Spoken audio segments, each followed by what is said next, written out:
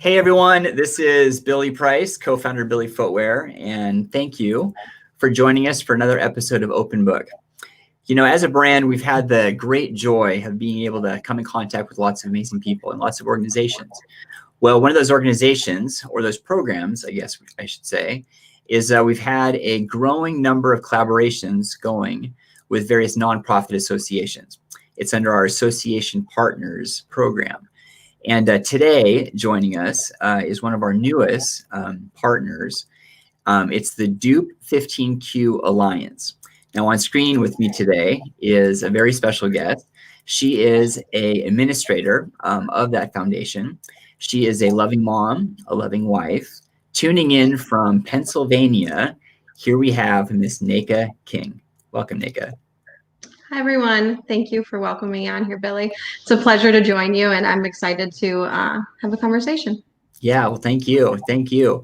You know, when it comes to chromosomes, when it comes to, well, I don't know. I don't have the language to really describe all that genetic stuff. So I think a great way to start here, I know there's a lot we can talk about, but I think a great starting point would be if you could just kind of break down what the Dup15q kind of is, and then how that from there we can kind of go into the nonprofit and really the mission of the nonprofit.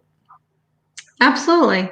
So I just have to say, we are tuning in from rural Pennsylvania. So if you hear a rooster in the background, that is because we have a small little farm. So I apologize. So yeah, Dup15q Alliance supports families whose children have Dup15q syndrome. Dup15q syndrome is a mouthful, but what it means is that you have an extra genetic material on the 15th chromosome. So prior to me knowing anything about Dup15q syndrome, I didn't even know how many chromosomes we had. I think we learned it in like 11th grade or something, right? But I didn't retain that. So everyone has 23 pairs of chromosomes, one from your mom and one from your dad. And then kids who have Dup15q syndrome just have a little bit of extra genetic material on the 15th chromosome. And it's contained within either the mother or the father's chromosome, but it doesn't necessarily mean it was inherited. It's just a random event. And there's some other genetic variations, but I won't get into all of that. The symptoms that come with Dup15q syndrome are epilepsy, autism, and intellectual disability, along with some other various things, motor skills, GI issues, speech issues, things like that. And so the Dup15q Alliance was formed in 1994 by a parent who they thought they were the only ones who had Dup15q syndrome. And it quickly grew. So that started in 1994. We have about 2,000 families that we know of right now. And we believe that it's pretty underdiagnosed. It's probably about 1 in 10,000. And so as genetic testing grows, we're finding more and more families that have this syndrome. Got it. Got it. Now, I know that, you know, in preparation for this call, it sounded like you were sharing your own personal journey and how this, you know, I guess kind of how you came in alignment with the Dup15q Alliance. Yeah, so we had our daughter 9 years ago, and everything was pretty normal when she was born, and I could tell that she had some delays, probably around 3 months. And so we went to the doctor, and they're like, everything's fine. She's just a little delayed. Come back again. So we came back again, 6 months, still delayed. She's not meeting the typical baby milestones, and everybody just kind of brushed it off. And she turned about 1. She wasn't walking. She wasn't holding her head up. She wasn't really crawling much. And finally, somebody said, yeah, there's something going on in here. So we did a barrage of tests, MRIs and blood draws and CT scans and you name it. And everybody just said, we don't know, we don't know. So finally, when she was about 3, so about 5 years ago, we went to Pittsburgh Children's and had a genetic test. And we really didn't think anything was going to come of it. I didn't really know much about genetic disorders or anything like that. We just knew that at 3 years old, she wasn't walking, or she was just walking. She wasn't talking. So we knew there was something. And it came up with Dup15q syndrome. And so I did a bunch of research on that, and I found the Dup15q Alliance, and I thought, I'm either going to, you know, try to work through this and figure it out, or I want to know everything I possibly can.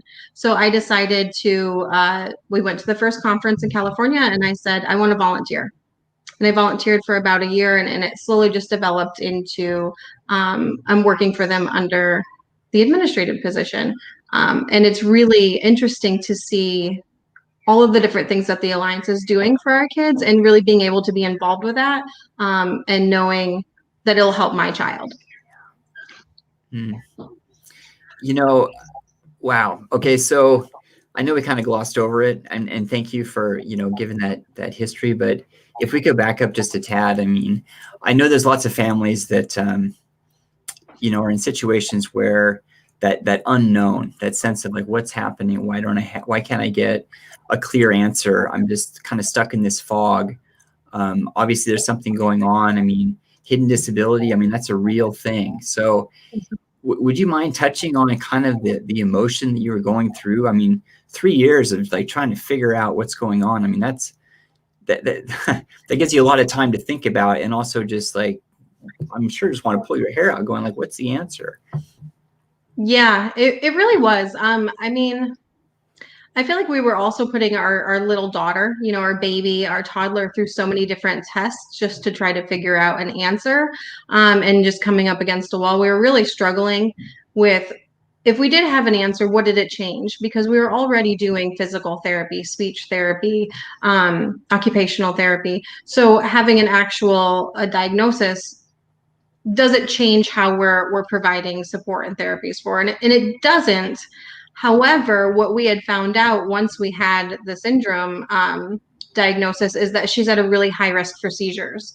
And had we had not known that, we wouldn't know to look out for seizures. So I think a lot of times parents whose children have an autism diagnosis, or even an epilepsy diagnosis, seizure disorder, that's their diagnosis and that's it. But it really could be from a genetic cause. And I do suggest parents to look into that if they are just getting a blanket diagnosis such as autism or seizure disorders, because there could be other things that, you know, are on the horizon in terms of how they're presenting. So back to the emotional piece. I'm sorry, I just kind of skipped over that. But yeah, back to the emotional piece. It was really hard. It was very frustrating. And all the doctors were telling us, you know, she's fine, she'll catch up. And she wasn't. And it was very, very, very frustrating. And surprisingly, the genetic test was the last thing that they had suggested. And I think that's changing now. I think as genetic tests are coming more available to families, it's not necessarily the last thing that they are looking for. And there's so much more research in the genetic areas that doctors want to know more about it, because then we can find targeted treatments for these symptoms. And I suppose that you know, your role in the Dup15q Alliance, I mean, I would imagine that role also includes, you know, raising awareness to be able to show that, you know, there are other things, well, just something to look at. Is that true? Yeah, one of our main pillars is family support, awareness, and research. And so we actually just teamed up with Angelman Syndrome Foundation, which they have a deletion of the genetic chromosome that we have extra on. And so a lot of the research and things based on that kind of go hand in hand. And we've opened up 20 specialty clinics to reach out to other clinicians and doctors to help them get a better understanding of how to treat Dup15q syndrome and the various symptoms of it. So not just raising awareness like this is just the symptoms of it, but raising awareness in a community with our doctors, with our teachers, with our therapists, because even though our kids have an autism diagnosis, it's a different flavor of autism. And even though our kids have seizure disorders, a lot of them have LGS, which is a different kind of seizure disorder. So it's not really a one size fits all when you get these symptoms diagnosis. And so raising awareness within our own communities on how to best support our kids is really important to us as well. Yeah. Well, you know, on a slight tangent right here. So our brand really, what got our brand on the map was really the word of mouth. we told one person, then another person told another person, and then it just exponentially, it was incredible how just that ripple effect of awareness all of a sudden, just went all around the planet just by one person telling another person. So, you talk about spreading awareness like within the community, and it's incredible how just the power of word of mouth. I mean, telling one clinician who then shares it to somebody else and else and else. And it is pretty remarkable, how far that information can travel. It's true. That's how we found out about BILLY Footwear. So we have a support page for our families where they can get on and talk about, the unique situations that they're coming up with their children, some of the barriers. And it wasn't long ago, one of the families had shared the BILLY shoe with a zipper, and then another family shared it. So I actually ended up getting them for my daughter because the design is amazing, right? Like, a lot of our kids have cognitive disability, motor skills. And so to be able to help them gain some independence just by having a zipper on a shoe is amazing. And then my daughter also has sensory issues. So we were constantly wrestling shoes on her because she didn't like the feel of putting her foot inside the shoe and then all of that. And so now that we have the BILLY shoe, I just unzip it and she steps in with no problem and I zip it up. Ideally, we'll get her to start zipping it up on her own, and hopefully that the BILLY shoes will grow with her and then she can have some independence. But yeah, I mean, I think that's kind of how it rippled through our community. Like, look how great these shoes are. Our kids are wearing them with no problem. And some of them are able to zip them and some of them are learning how to. And I think anytime that you can find a product that either helps our kids gain independence or makes life just a little bit easier for families, I mean, that's amazing. Well, thank you so much for sharing that, because I was going to ask you that question next, how we landed on your radar, because I remember on the receiving end, you're reaching out, asking to be an association partner. So it always warms my heart knowing or hearing how we get in front of people. So wow, thank you for that. Yeah, I mean, it's a great product. So, I mean, if our families are going to you, we also have like a big resource page where we direct families for products that make life easier for them. And there isn't really any other shoes that I know of that have this sort of design that aren't obviously different, right? Like, I think that's the other perk of BILLY shoes is that they're trendy and it's not this big clunky special needs shoe for orthotics or whatnot. Like, they're trendy, good looking shoes that have this extra adaptive piece for families. Yeah, that was what we were going for. We were trying to take the fashion, the function, and smash those two words together to be able to create something that, if one really needed the function, they could find it, but also something that had those style lines and whatnot that looked like everything else, but also could be in the main stores too. So it's been incredible to be able to be in the main stores and in the clinics, and whatever the situation is, you're able to enjoy the same product. But it's awesome too, because when you reached out, it led to this collaboration. So we're really excited about it. So can you talk about the collaboration? Yeah, so we are really excited about it as well. And I am so thankful that organizations such as yours offer these association partnerships.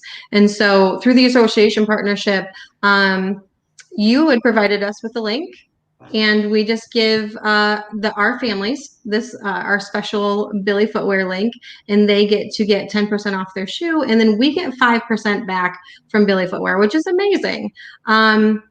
I'm really excited about it. I already have a list of shoes that I want for my daughter, and I know other families have been using it as well. And I don't think that a lot of organizations not take advantage, but have these association partnerships when our families are using your product. We're your target market, and we love your product. So to have something like that available, and then to do the kickback back to the organization, we're really thankful. Yeah. Well, it is our pleasure. It's our absolute pleasure. So can you share how someone finds your website? Absolutely. So you just go to www.dup15q.org, And you should be able to find out about Dup15q syndrome, the genetics, how to donate. We have lots of resources on there as well that aren't necessarily exclusive to Dup15q syndrome. It could be to autism or epilepsy, infantile spasms, and things like that. And then also on social? Yep, so that would be Facebook, and the / is Dup15q Alliance. That's awesome. That's awesome. Well, I got to say, I mean, it is just a true honor to be able to serve you guys. I mean, when it comes to nonprofits, you know, the lifeblood of any nonprofit is one, the community, but two, the funding to be able to power that machine.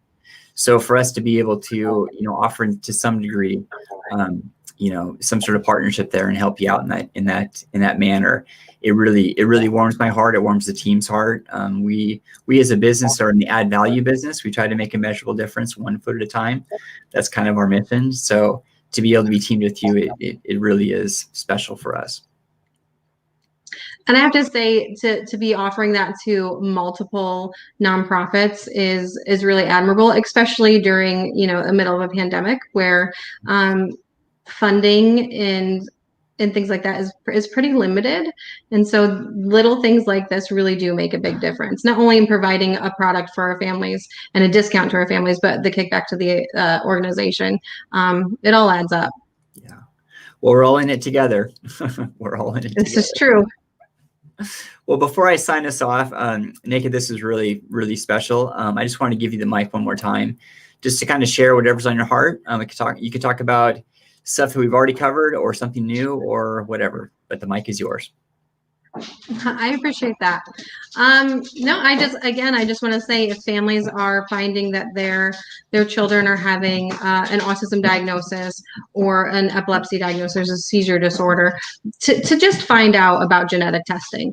I think it's important to know the cause, because then you can find some targeted treatments, and it might not be Dup15q syndrome. It could be something different, but knowing more and having more knowledge gives you more power to make educated decisions for your kids. And you know, that 3 years that we fought to find a diagnosis for our daughter, it was a long 3 years, but I mean, it's brought us here, right? I mean, I wouldn't be in this position, I wouldn't have met the amazing families, and we wouldn't have the knowledge about her syndrome and the treatments available had we not made that extra step. So I just want to thank you so much for having us on. Yeah, well, my pleasure. My pleasure. Well, everyone, this was this week's episode of Open Book. Nick, if you could stay on for a little bit, I'd like to chat with you after the show. But everyone, thank you so much for tuning in, and we'll have one next week. So we'll see you then. Thanks, everyone.